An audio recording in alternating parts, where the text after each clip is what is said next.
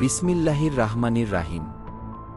সম্মানিত ভাই ও বোনেরা, আজ আমরা আলোচনা করব ইসলামের সবচেয়ে গুরুত্বপূর্ণ ফরজ ইবাদত নামাজ এবং ইচ্ছাকৃতভাবে নামাজ ত্যাগ করলে কুরআন ও সহিহ হাদিসে কী ধরনের কঠোর সতর্কবার্তা ও শাস্তির কথা এসেছে। রাসূলুল্লাহ সাল্লাল্লাহু আলাইহি ওয়াসাল্লাম বলেছেন, ইসলামের স্তম্ভ পাঁচটি, এর মধ্যে নামাজ দ্বিতীয় স্তম্ভ। সহিহ বুখারী, সহিহ মুসলিম। অতএব নামাজ শুধু একটি ইবাদত নয়, এটি ঈমান ও কুফরের মাঝখানে পার্থক্যকারী। ১. নামাজ ত্যাগ করা ঈমানের জন্য মারাত্মক হুমকি। রাসূলুল্লাহ সাল্লাল্লাহু আলাইহি ওয়াসাল্লাম বলেন, বান্দা ও কুফরের মধ্যে পার্থক্য হল নামাজ ত্যাগ করা। সহিহ মুসলিম হাদিস ৮২।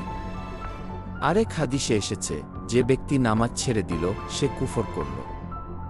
সুনান তিরমিজি, সুনান নাসাই। উলামায়ে কেরামের মতে, ইচ্ছাকৃতভাবে নামাজ ছেড়ে দেওয়া একজন মুসলিমের ঈমানকে চরম ঝুঁকিতে ফেলে দেয়। ২. কুরআনে নামাজ না পড়াদের জন্য জাহান্নামের ভয়াবহ সতর্কতা। আল্লাহ তাআলা বলেন, তোমাদেরকে কি জিনিস সাকার, জাহান্নাম এ নিক্ষেপ করল? তারা বলবে, আমরা নামাজ আদায়কারীদের অন্তর্ভুক্ত ছিলাম না। সূরা আল মুদ্দাসির ৪২-৪৩। এ আয়াত স্পষ্টভাবে প্রমাণ করে, জাহান্নামে যাওয়ার অন্যতম প্রধান কারণ হল নামাজ ত্যাগ করা।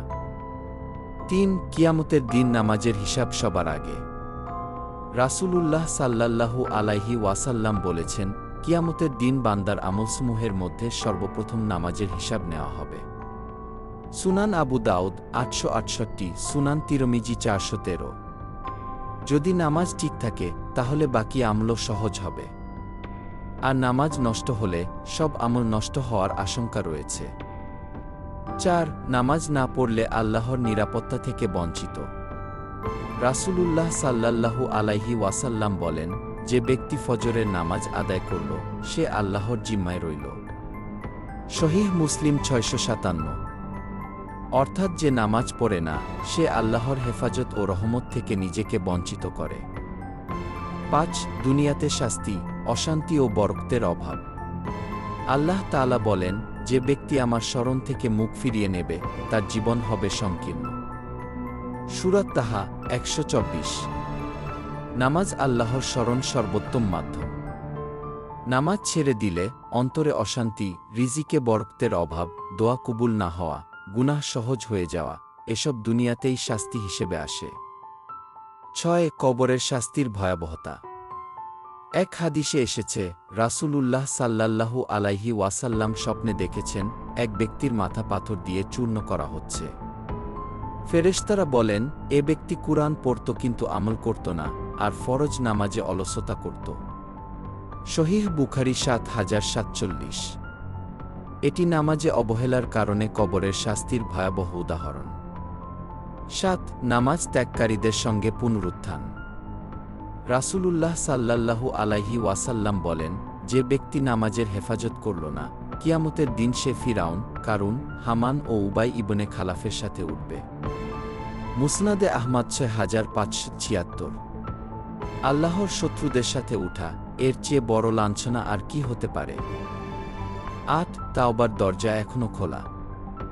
এত সব সতর্কতার পরেও আল্লাহ তাআলা অত্যন্ত দয়ালু। তিনি বলেন, নিশ্চয়ই আল্লাহ সব গুনাহ ক্ষমা করে দেন। সূরা জুমার ৫৩। কেউ আন্তরিকভাবে গুনাহ ছেড়ে দেয়, নামাজ শুরু করে, তাওবা করে, তাহলে আল্লাহ তাকে ক্ষমা করে দেন ইনশাআল্লাহ। প্রিয় মুসলিম ভাই ও বোনেরা, নামাজ ত্যাগ করা কোনো হালকা বিষয় নয়।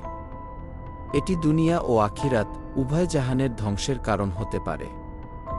আসুন আজই সিদ্ধান্ত নিই, ৫ ওয়াক্ত নামাজ আদায় করব, পরিবারকে নামাজে অভ্যস্ত করব, মৃত্যুর আগেই আল্লাহর দিকে ফিরে আসব।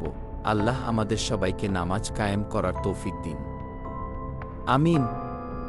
নামাজ ত্যাগ করা কোনো ছোট গুনাহ নয়, বরং এটি ঈমান, আমল ও আখিরাতের জন্য এক ভয়াবহ বিপদের নাম। যে নামাজ ছেড়ে দেয় সে নিজ হাতে নিজের দুনিয়ার শান্তি নষ্ট করে এবং আখিরাতের মুক্তিকে কঠিন করে তোলে।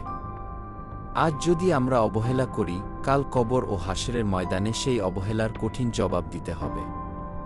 আসুন এখনও সময় থাকতে, মৃত্যু আসার আগেই আমরা আল্লাহর দরবারে ফিরে আসি। শয়তানের ধোঁকা ও নফসের অলসতা ভেঙে দিয়ে আজ থেকেই 5 ওয়াক্ত নামাজ কায়েম করার দিয়ে অঙ্গীকার করি। নিজেদের পাশাপাশি আমাদের পরিবার, সন্তান ও সমাজকে নামাজের আলোয় আলোকিত করার চেষ্টা করি। হে আল্লাহ, আমাদের অন্তরকে নামাজের সাথে যুক্ত করে দিন। নামাজকে আমাদের চোখের শীতলতা ও জীবনের প্রধান আমল বানিয়ে দিন। আমাদের গুনাহগুলো ক্ষমা করে দিন এবং শেষ নিঃশ্বাস পর্যন্ত ঈমান ও নামাজের উপর অটল থাকার তৌফিক দান করুন। আল্লাহ আমাদের সবাইকে নামাজ কায়েমকারী বানান, কবুল করুন এবং আখিরাতে নাজাত দান করুন। আমিন।